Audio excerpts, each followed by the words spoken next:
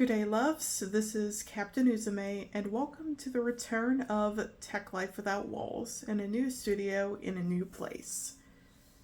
Yeah, I've been taking a break on making videos, but this is the return of Tech Life Without Walls, and today we're going to be taking a look at this HP RP5700.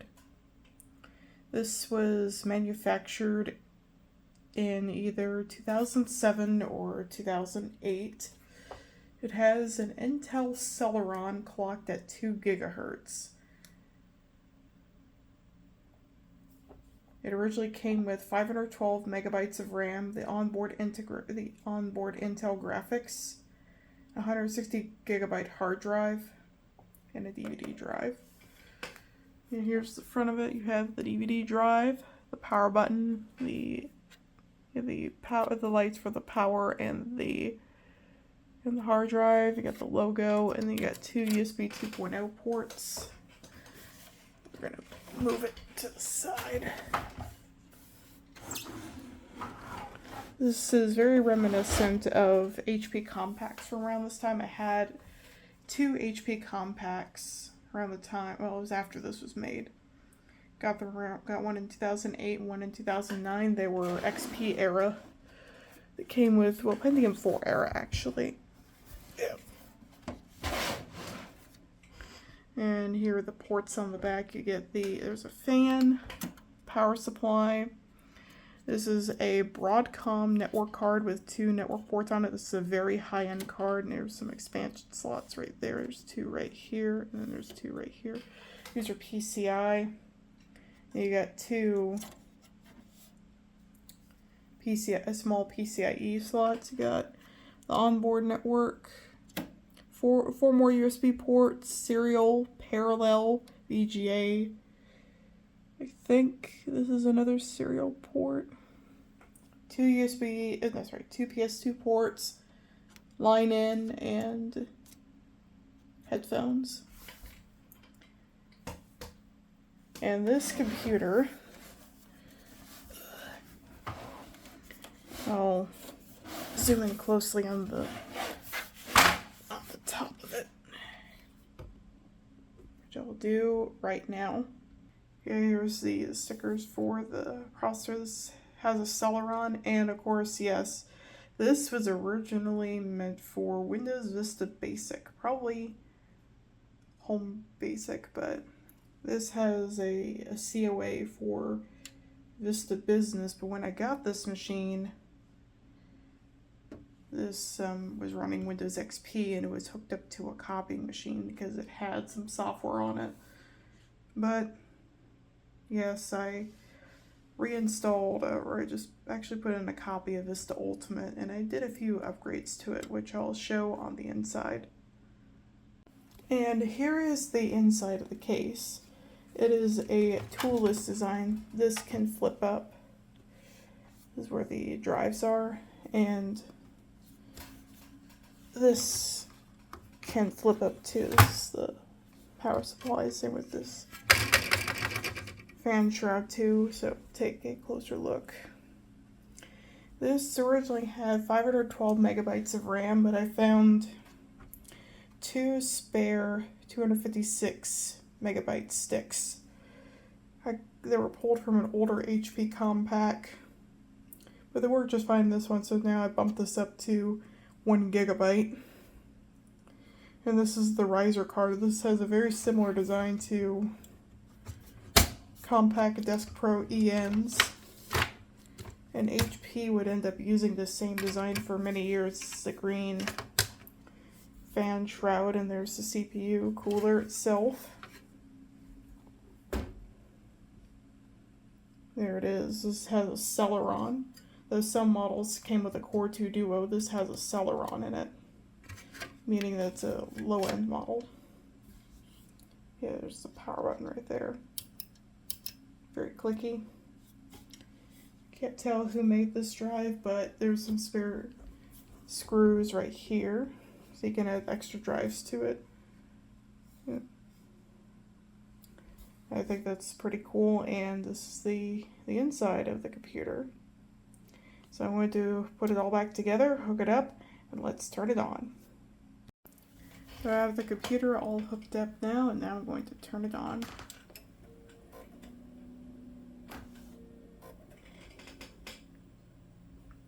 There we go. I'm just going to readjust the screen and zoom in so you can see it.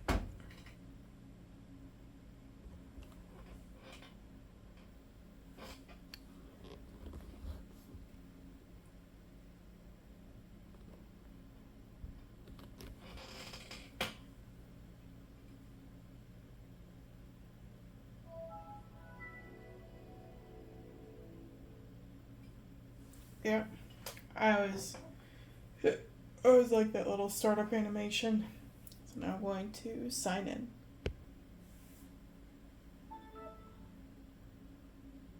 I decided to change the wallpaper to this one that I have. I always liked this wallpaper for Vista Ultimate. Of course, I've covered Vista before. I have an entire video on my channel dedicated to it. But I could just change it to this one or like any of the default wallpapers. Whereas this one is a classic. This is one of my favorite default Windows wallpapers. I know it's kind of infamous, but I like the colors. I like the the gradients between like the green and the blue here, and like the sunbeams right here. And I always thought this looked pretty cool. And of course, I also like this one. It kind of mimics the packaging of Vista Ultimate there. You can barely see it. It's behind this speaker. But here it is. Yeah. I always thought that's one of my favorite wallpapers. But I have a collection of games. Stack of DVDs there. But I have some games that I have. I have the Ricochet series. I have Gutterball 3D. For some reason, Gutterball 2 doesn't want to work. But Gutterball 3D works, albeit in software. That's just a problem with integrated graphics. I have Diner Dash Flow on the Go. It's actually the third game. I have the entire Diner Dash collection on here. I have Astro Pop, Cubies 2, and Spheres. So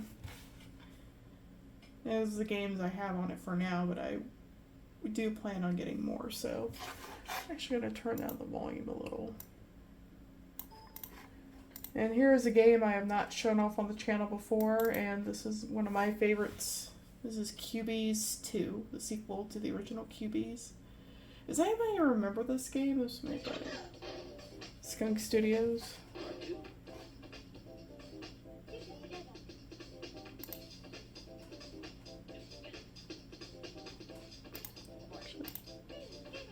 There's like a whole bunch of puzzles that you could try.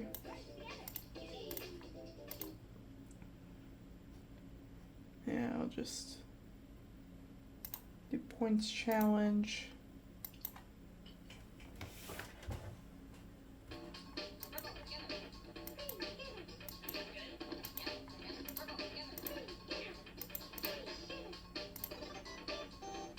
Also epilepsy warning. And I didn't do well.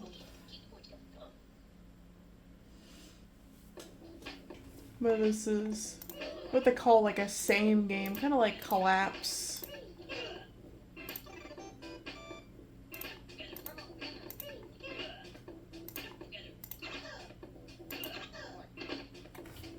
And I'm not doing well in this video. Charcoal together.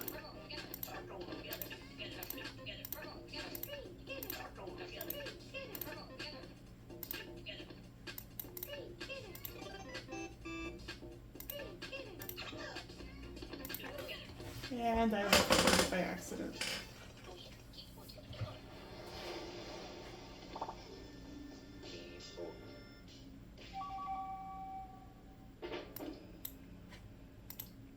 And I'll just quit the game. That's just how it is, so. And here's another classic, Astro Pop. Does anyone else remember playing this game? This is pre-Plants vs. Zombies PopCap. This was PopCap at its peak. And it was like all the different characters. No, I don't want to check for updates for Astro Pop.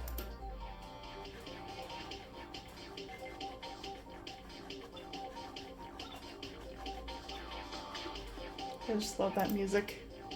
I'll just continue. Welcome to Astro Pop.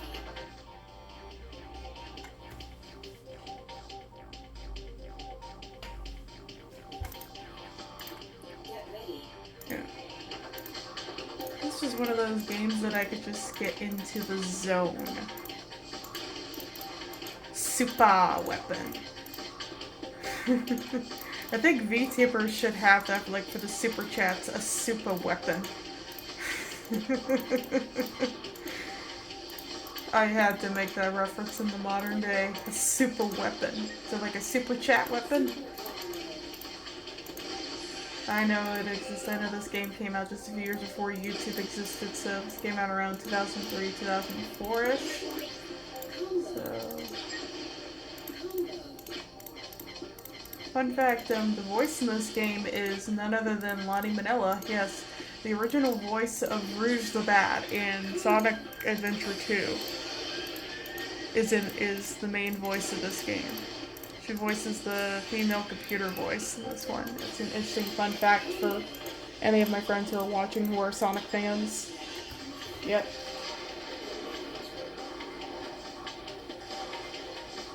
Yeah, this was around the time that I think this was around the time she was still voicing Rouge, actually, so. There we go. I'm saving my super weapon for another day.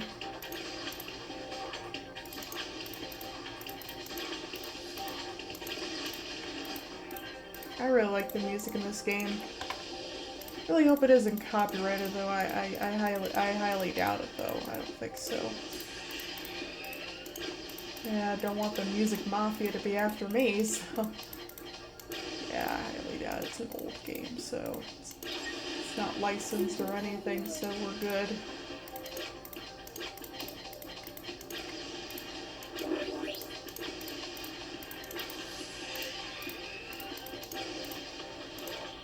Yeah, this is one of those games that I could just definitely get into the zone.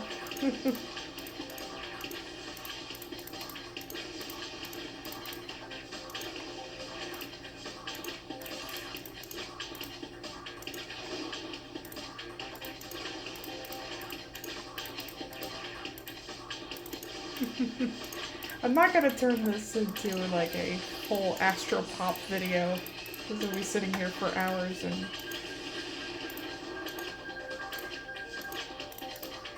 I'm starting to do horribly.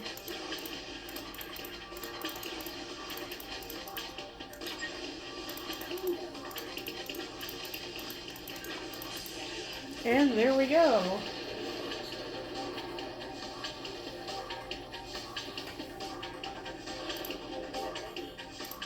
I think that's enough for tonight.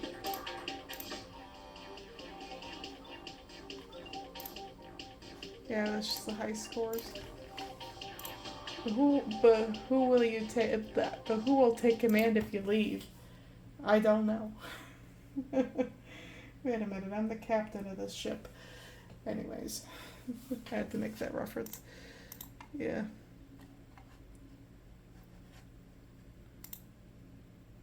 Oh, I'll just check the specifications. Yeah, this is running Vista Ultimate. Yeah, I'll zoom into this, so...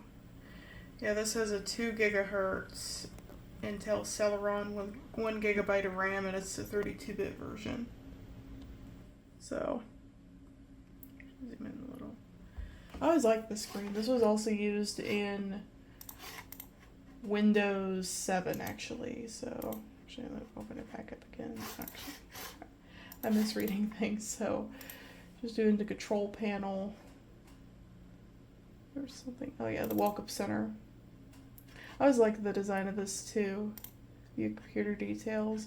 Yeah, this is the integrated graphics. This has the Intel Q65/Q63 Express chipset family. I mean, it's not the greatest but it does its job. And this can actually run Arrow. This can run Arrow just fine. I got a comment on one of my videos. I think it was my Vista video, actually, my initial Vista video, where someone said that it was very misleading for me to run Vista so well. But the thing is, I'm not running it on a consumer grade computer. I'm running it on a business grade machine, and business grade machines tend to perform better, of course. But I know it was outside of many people's price ranges at the time. But keep in mind, the computer in that video I was using was a few years newer. It was made around late 2009, early 2010, so it was early Windows 7 era, but runs Vista just fine. This computer was smack dab in the middle of Vista RTM, but it runs it just fine. I have like some other applications on here. This has like the built-in stuff. Does anybody remember this one? Windows Media Center. I remember this from back in the day. I also remember the Windows XP version and the Windows 7 version of it.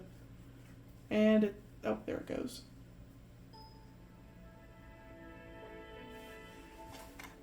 Yeah, Express setup. I don't have any DVDs on hand. Yeah. Yeah, it's running a little slow because this computer is not really meant for this. But it's actually still pretty cool. I'm actually controlling it with the keys. It almost reminds me of the cross media bar on the PlayStation. You can even like shut down from here. You can burn CDs and DVDs. You can sync your MP3 player, add extender. Online media if you have anything. Record a TV. If you have like a TV tuner card, which I do not. I don't have any pictures. But exit out of it. This is actually a pretty cool interface. Speaking of, I want to take a look at Front Row. I actually have a Mac that can run it. I actually have a Mac that's running Leopard. And I have another Mac that's running, I have a Mac that's running Leopard, so I could probably do a video on that if anybody's interested. Is anyone interested in taking a look at Windows Media Center in full, as well as Front Row on iTunes on macOS 10? So let me know down in the comments, because I think it'd be interesting to look at. Oh, Windows Live Messenger. I don't think that exists anymore. And I don't think Skype exists either. Everything's been replaced by Teams. Yeah, and Teams isn't that great either, but I remember Windows Live Messenger. I actually remember when it was called MSN Messenger. That's what my family used at the time. We had later ended up using Google Talk. Does anyone else remember Google Talk as well? I remember that. And then Windows Mail. I think that's the successor to Outlook Express. DVD Maker, that was also Windows 7. And of course, this is also super nostalgic. This is Windows Movie Maker version 6.0. I remember this version of Windows Movie Maker. I remember using this on my mother's Dell XPS laptop. She got refurbished back in 2009. I remember using the specific version of Windows Movie Maker back in 2010. The Vista version. It looked so similar to the one from Windows XP, but I also like the one from XP too. I'll just type in this. No. Okay.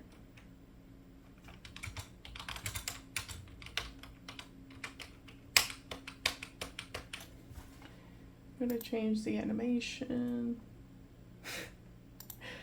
I'll just do this one and then just change the text font and color, so it being Seago. I'll do Franklin Gothic medium, bold, and change the background color to, I'll just make it, no green, no, I'll just do this color.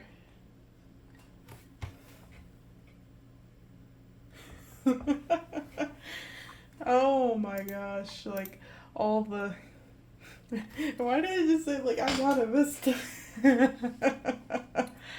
Oh my gosh, I remember these animations. This just takes me back. This is so cool. Subtitles and like it.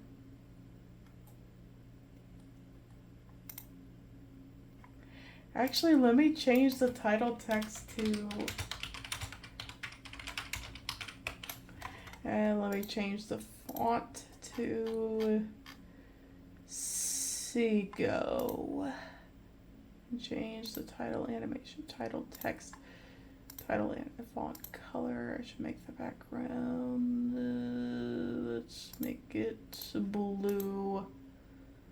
So perfect. Oh, that is just lovely. I'm gonna make like a little movie. And just do credits at the end.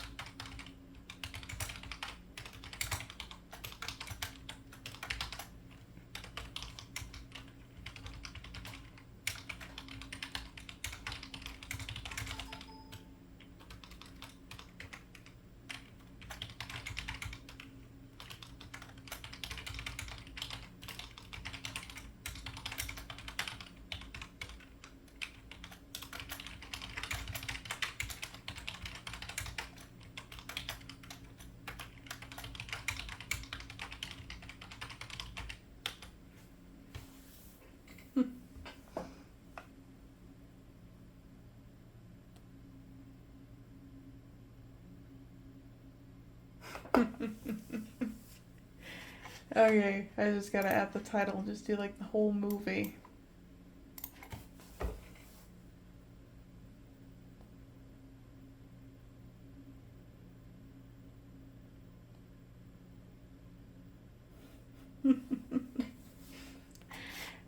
Yeah, I'm not gonna save it. I'm just playing around with it. And of course, this came with a copy of Paint. Of course, everyone knows about MS Paint. This is everywhere. So, like, you just do like that. Just do a masterpiece. Actually, I'll do like brush and just do.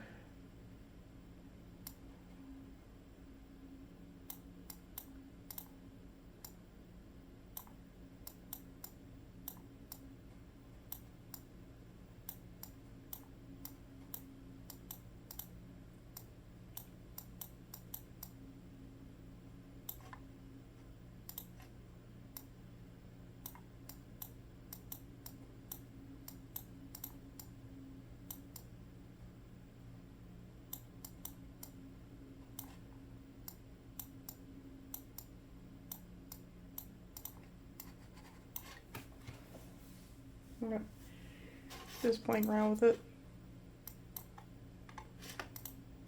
And also another thing that I remember, actually, let me close out a control panel, is the screensavers. We got the one with the logo.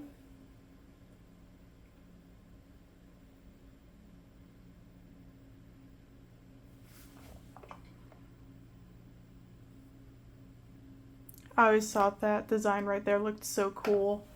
That logo right there. I always thought it did. And we got the Windows Energy.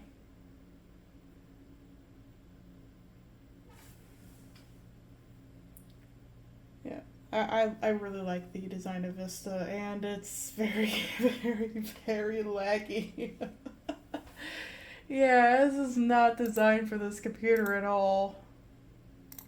We got the Aurora. In fact, that's actually the name of the default wallpaper for Vista is Aurora. Yeah. Then we got the bubbles. I think this is also on Windows 7. Yeah, the bubbles. Yeah, I remember that. Got Mystify. That's actually kind of cool. Reminds me of something. Not sure what though. That's actually pretty cool. Oh, there's no, oh, we can't change the colors. You have the 3D text. I just leave it by default. It says Windows Vista. I know it's also like this on Windows XP where it says Windows XP.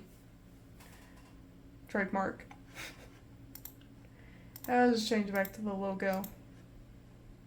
And like themes. It's like a classic theme you can apply. Now it looks like I'm running Windows Server. Or Windows 2000. But this isn't Windows 2000, this is Windows Vista, so I'll just change it back to the current theme, what it was before. Even though I do like the classic theme, I have nostalgia for it because I remember using it on Windows XP, actually. I always like that classic design. I also love the arrow user interface. I think it's pretty cool. Ricochet, I'm thinking about saving that for like another time. It's kind of like Breakout or Arkanoid, kind of. It was made by Reflexive Entertainment, which sadly no longer exists. Amazon bought them in 2010 and pretty much just ruined the company. They just shut them down, merged them with Amazon Game Studios. They did the same thing with Double Helix, the people that made the Killer Instinct reboot. And they just merged them and like, that's just, yeah. Yeah, this isn't the video to rant about Amazon. This is a video to talk about Vista. And this has IE9, but I don't have any internet, but I'm not connected to the internet right now, so yeah, this is Internet Explorer 9 from 2011. Yeah, 2011. This is the latest version of Internet Explorer that supports Vista. It's like how IE11 is the latest version that's supported on Windows 10 and well, Windows 11 and Windows 7 and 8. Extras and upgrades, you have Ultimate Extras, you have Windows Marketplace, which is the predecessor to the Microsoft Store. Very kind of an interesting piece of history about Vista is that it was the first version of Windows to be sold on the Windows Marketplace, which, like I said previously, was the predecessor to the Microsoft Store, where you can buy games, versions of Windows, other software. It was kind of like the early version of, like purchasing a copy of Windows 10 or Windows 11 from Microsoft themselves. And they have small business resources, since, well, this was a business machine. I'd love to put the Ultimate Extras on here, actually. I'm thinking about putting in Legacy Update once I get an internet connection on this thing, and getting the rest of the updates, including adding in the Ultimate Extras, because I think it'd be pretty cool to take a look at, like, the dream scenes and Tinker and, like, a few other things. And, of course, I know someone's probably going to bring this up. What about Purple Place? Someone's going to bring up Purple Place, but the thing is, when I used Vista, I never played Purple Place, to be perfectly honest. I know a lot of people are nostalgic for Purple Place, but yeah, I'll just do beginner. Why not?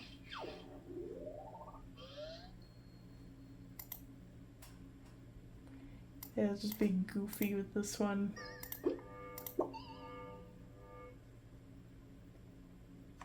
Yeah. Yes. Yeah, I just randomly took a look at it. I know a lot of people are nostalgic for Purple Place. The thing is, I never played it when I used Vista during the short time I played it. I never did. Yes, I know someone's probably going to bring up, like, what about, like, all the other games? The thing is, I'm probably going to do, but this is just a demonstration of me demonstrating this computer. And I hope you enjoy this video, and more videos and episodes will be coming soon, so cheers loves, and thank you for watching, and I'll make more videos about this coming soon, so stay tuned for that.